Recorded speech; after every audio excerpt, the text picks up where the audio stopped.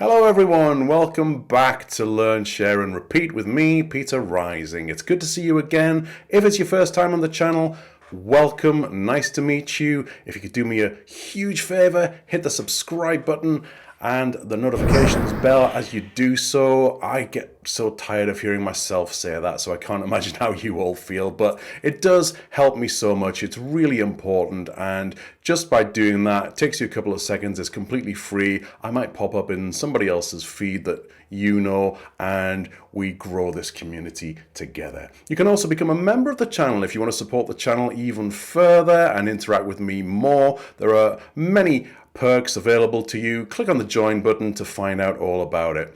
Anyway, housekeeping done. What's today's video going to be all about? We're going to talk about NIS2, the NIS2 regulation, which is talked about a lot in the European Union at the moment. What is it? What do you need to know? When do you need to make sure that you are compliant with it? Who needs to do it? We're going to find out all about that. It's coming right up.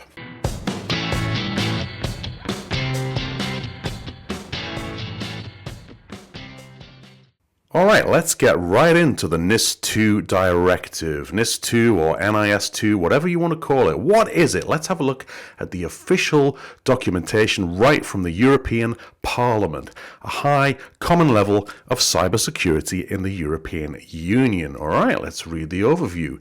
The Network and Information Security, that's NIS, Directive is the first piece of EU-wide legislation on cybersecurity, and its specific aim was to achieve a high common level of cybersecurity across the member states, of which my country, the United Kingdom, is no longer a member. Boo. That's just my opinion, of course. Anyway, while it increased the member states' cybersecurity capabilities, its implementation proved difficult, resulting in fragmentation at different levels across the internal market. To respond to the growing threats posed with digitalization and the surge in cyber attacks, the Commission has submitted a proposal to replace the NIS Directive and thereby strengthen the security requirements, address the security of supply chains, massively important, streamline reporting obligations, and introduce more stringent supervisory measures and stricter enforcement requirements, including harmonized sanctions across the EU. The proposed expansion of the scope covered by NIS2 by effectively obliging more entities and sectors to take measures would assist in increasing the level of cybersecurity in Europe in the longer term. One more paragraph. Within the European Parliament, the file was assigned to the Committee on Industry, Research and Energy. The committee adopted its report on the 28th of October 2021, so this has been going for some time, while the Council agreed its position on December the 3rd, 2021. The co-legislators reached a provisional agreement on the text on the 13th of May, 2022. Blah, blah, blah, blah, blah, blah. Lots of dates really there. But the gist of it is, though, the important parts are these final words here. It entered into force on the 16th of January, 2023, and member states now have 21 months until 17th of October 2024, that's this year everyone, not far away, to transpose its measures into national law. Okay, there we go. Now this is not a too hefty a document. It's 13 pages and you can go through this and get details on what it's all about in more depth. It talks about the pandemic there and triggering an unforeseen acceleration in the digital transformation of societies around the world. Very, very true. Existing situation, lots of good info there on what it is.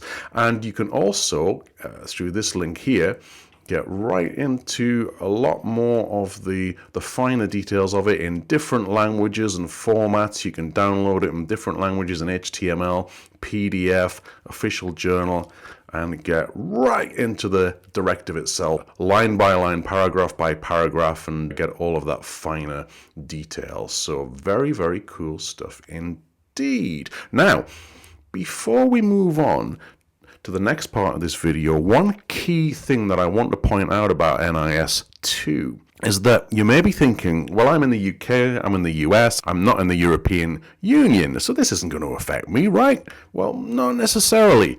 it's very important to realize that if your organization does business with EU countries, then you are going to have to be mindful of this. So you're not out of the woods. You have to consider how NIS2 is going to affect you. It's very similar to GDPR, the General Data Protection Regulation, which was also an EU initiative. Countries outside of the EU at the time when that was implemented in 2018 had wondered, is this going to apply to us? Probably not, but maybe. And similar principles. And then, of course, the whole British exit from the European Union, also known as Brexit, which was voted for in 2016.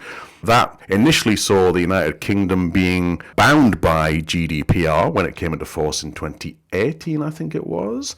But when we ultimately exited the European Union in this country in 2021, I think that ultimately happened, we were no longer bound by that, but we effectively copied and pasted it into our own version of the UK GDPR. So just be mindful of your obligations. Okay, right. Next, what I thought I would do is ask some common questions and try to answer them that I've been asked in relation to NIS2 versus various other frameworks and standards around the world. What's it all about? And then we'll get into what is the position in terms of the Microsoft perspective. All right, let's go into my Copilot. And I asked it a few questions earlier, and here we have the responses. So I asked it, what is the NIS2 directive? I wanted to see what Copilot says about it.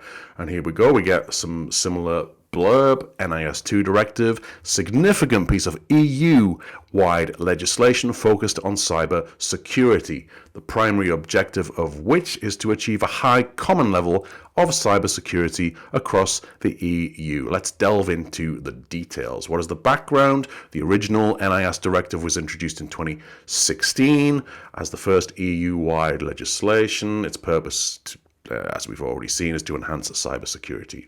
The directive itself, in its second form, builds upon the foundation laid by its predecessor and came into force in 2023, provides legal measures to boost overall cybersecurity within the EU. Key areas of focus: strengthening security requirements, so ensuring robust cybersecurity practices, addressing supply chain security, safeguarding critical components, streamlining reporting obligations, facilitating timely incident reporting, and stricter supervisory measures and enforcement, including harmonized sanctions across the EU. So, legislative process. Legislative is a very difficult word to say for some reason. Okay, what is the legislative process? The European Parliament assigned the NIS2 file to the Committee on Industrial Research and Energy. We've been through some of this in the actual official document already, so we'll not dwell on that too much. But in summary, the NIS2 directive aims to bolster cybersecurity across the EU. So, interesting. So what I wanted to know next was, is NIS2 similar to other frameworks such as ISO 27001 and GDPR? Okay, Copilot, happy to help. Certainly, let's explore the similarities. So, NIS2 directive, it talks about the focus of it, which you've already been through. So, aims to enhance the overall security of critical infrastructure and digital services across the EU. What is the scope? It applies to operators of essential services such as energy, transport, healthcare, digital infrastructure providers, and digital service providers, including cloud services, online marketplaces, and search engines. What are the requirements? We've already been through this a bit already. We'll not go through that so much. What is the legal framework? It's EU legislation. All right, next. ISO/IEC 27001. So what is the focus of this? Concentrates on information security management systems, or ISMS. What is the scope? Applicable to any organization regardless of industry or sector. What are the requirements? Risk assessment and management. Requires organizations to assess risks and implement controls. Documentation and processes. Involves creating policies, procedures, and controls. And certification. Organizations can seek a certification for ISO 27001. The legal framework, it's an international standard, but it's not legally binding. So this is going to be something that is a badge of honor, something that is very, very worth having. If you take the trouble to go through the ISO 27001 process for your organization, as many of my customers have and are seeking to do, then you're committing that you are serious about information security management in your organization. Okay, so first obvious difference there, the NIS2 directive targets cybersecurity overall, where ISO 27001 more focused on specifically the information security, the data security in this case. All right, on to GDPR. Similar focus to ISO, primarily deals with data protection, but also privacy. What is the scope? It applies to personal data processing within the EU. Still applies in the UK as well, but in a copy and paste version. What are the requirements? It's all about consent and requires informed consent for data processing. It's all about the rights of data subjects, and it grants those individuals rights over their personal data. Data breach notification, it mandates the timely reporting of data breaches. What is the legal framework? EU regulation with extraterritorial reach. So, what are the commonalities and differences? First of all, commonalities, risk management. All three frameworks emphasize risk assessment and management. Compliance, organizations must adhere to the relevant requirements. Security culture, promote a security-conscious organizational culture. Awesome stuff. Very, very important principles. What are the differences? Okay, focus area. Each framework has a distinct focus. So NIS2, cybersecurity, ISO 27001 is information security, and GDPR, data protection. Applicability. NIS2 and GDPR have specific applicability criteria, while ISO 27001 is broader. Legal binding. NIS2 and GDPR are legally binding, so you have to do these, while ISO 27001 is voluntary. So in summary, they share common elements. Each framework serves as a unique purpose and context. Organizations often adopt a combination of these frameworks to achieve comprehensive security and compliance. This is so true of my experience, of my wonderful team of consultants and architects at Insight. We do find that there is a lot of commonality when talking to our customers, that if we are talking about one of these frameworks, then you are somewhere between 70-80% the way there in terms of the other ones. So it's good to have a broad knowledge of all of these standards, but we're not stopping there, because you may have heard of another framework called NIST, which sounds very like NIS2, and indeed when I first heard about NIS2, when I first heard it talked about, I thought, well, is that the same thing as NIST? Is it an extension of it? Is it related? No. Let's have a look. I asked Copilot again, is NIS2 the same thing as NIST? Copilot says NIS2 and NIST are distinct but related concepts in the realm of cybersecurity. Let's explore their differences. Again, we've got the NIS2 directive. I'm not going to read those out again because we've been through them a couple of times already. NIST, let's talk about that one though. The National Institute of Standards and Technology. What is the role? NIST is a non-regulatory federal agency in the United States. So there's the first difference. It's non-regulatory, whereas NIS2 is legally binding. It is a legal requirement. What is the framework of NIST? NIST developed the NIST Cybersecurity Framework, which provides guidelines for managing and improving organizational cybersecurity. What are the functions? The framework includes functions such as identify, protect, detect, respond, and recover. Global adoption. The NIST framework gained global adoption partly due to US-based organizations like Google, Amazon, AWS, and Morgan Stanley. Large global organizations with a footprint, a presence all around the world. That's how this is spread. Alignment. The NIS2 directive is closely aligned with the NIST cybersecurity framework, but it is distinct. So, in summary, while NIS2 focuses on EU-wide cybersecurity regulations, NIST provides a comprehensive framework for managing cybersecurity risks globally. They serve complementary purposes in enhancing digital security. So that is the end of my questioning of Copilot. Now, I am at my core a Microsoft person. This is at its core a Microsoft channel. So I would be very remiss if I didn't focus on the Microsoft 365 story in terms of NIS2. And there are guidelines within the Microsoft Purview compliance portal on the NIS2 Directive. You can find this in Compliance Manager, Regulations, and I just searched for NIS2, and here it is. So we are in the section for NIS2. Looking at the About section, it tells you all about it and what it is, and you get a link for complete regulation. Visit this site, which I've already got open, one of the ones that I already showed you earlier in the video. We can get some details about it in terms of the Microsoft story, when it was last updated, the achievable number of points that it's going to give you by implementing these controls within your Microsoft 365 environment. On the right here, we get all of the details that we need to control. So we have the controls, and there are 142 items to go through here. So if you're implementing this in your Microsoft Purview environment, think about the personas, the roles and responsibilities that you're going to set for who is going to look through these and work on this. So you need a team, a dedicated team to go through these and work together.